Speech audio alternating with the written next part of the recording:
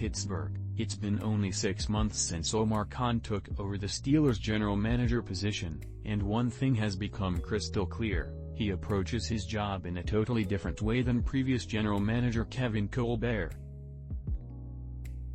Colbert was as reserved as they come. Khan has proven not to be hesitant to take chances. Whether that will be what the Steelers need to kickstart their rebuild is yet to be known.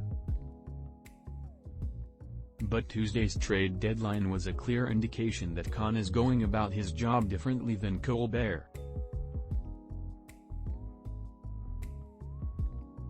Trading wide receiver Chase Claypool to the Bears and trading for Washington cornerback William Jackson III within a span of 30 minutes on Tuesday hammered that notion home, and then some.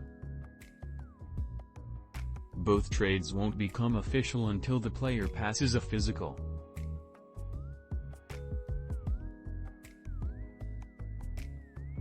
Especially when you consider that the Steelers made one deadline day trade, Melvin Ingram to the Chiefs last year, in the history of their organization before Tuesday, and that came under unusual circumstances. Khan's way surely isn't a replica of how Colbert approached his job. Go deeper. Trade deadline, pros and cons of dealing Chase Claypool, Mason Rudolph or Mitch Trubisky. It's a change of philosophy that has surprised many. Owner Art Rooney II and Mike Tomlin both signed off on the trade, but it was Khan who did the heavy lifting. The Steelers have been conservative by nature in assembling their team in the past, operating with set rules. When Khan was hired in May, he vowed to follow the Steeler way, but that was before they started the season 2-6 and were staring their first losing season since 2003 in the face. With so many holes on Pittsburgh's roster and the luxury of depth at receiver, the second-round pick that the Steelers got for Claypool is significant.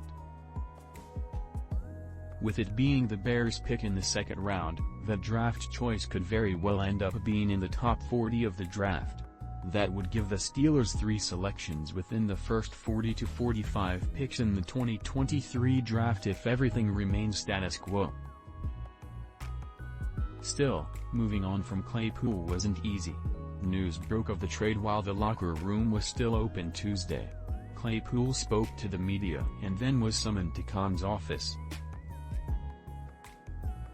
Some players were told about the trade, while others found out on social media. George Pickens, as well as a couple of other players, seemed in shock when they found out the news. A team official who was not authorized to speak publicly confirmed to The Athletic that there was at least one other team that was interested in Claypool.